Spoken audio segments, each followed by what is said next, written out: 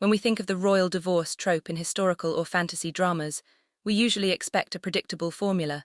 A betrayed wife weeps, a wicked concubine schemes, and a benevolent king eventually realizes his mistake. But the upcoming South Korean series, The Remarried Empress, slated for release on May 16, 2026, is actively trying to dismantle that formula. Based on the highly popular web novel, this series isn't just a story about a broken marriage. It's a masterclass in political agency, narrative subversion, and the weaponization of elegance. Let's break down the narrative mechanics of The Remarried Empress. To understand the brilliance of the climax, we first have to understand the foundation.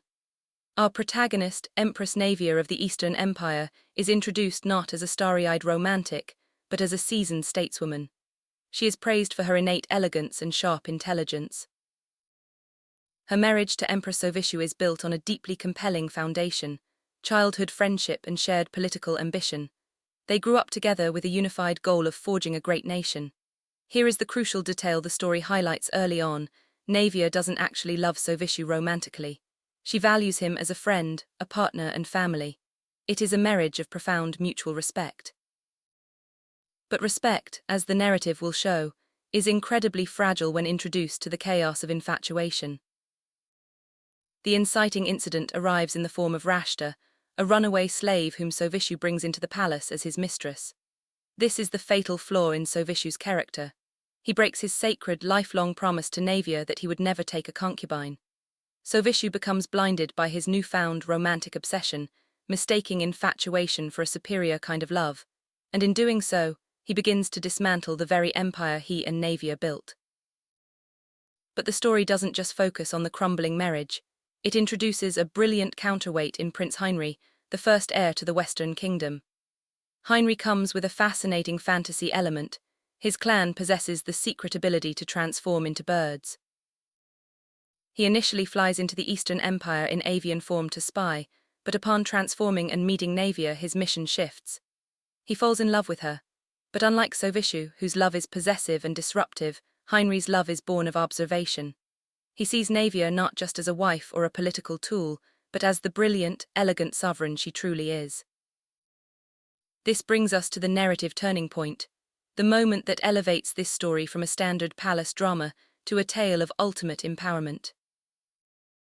Emperor Sovishu, fully intoxicated by his love for Rashta, hands Navia a divorce notice. He expects the standard reaction: tears, begging, or perhaps a quiet, dignified exit into obscurity. He expects to hold all the power. Instead, Navia delivers one of the most satisfying countermoves in modern storytelling. She doesn't reject the divorce.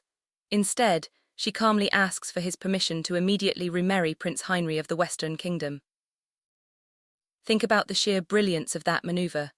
By asking for his permission to marry the crown prince of a rival kingdom, Navia does three things at once.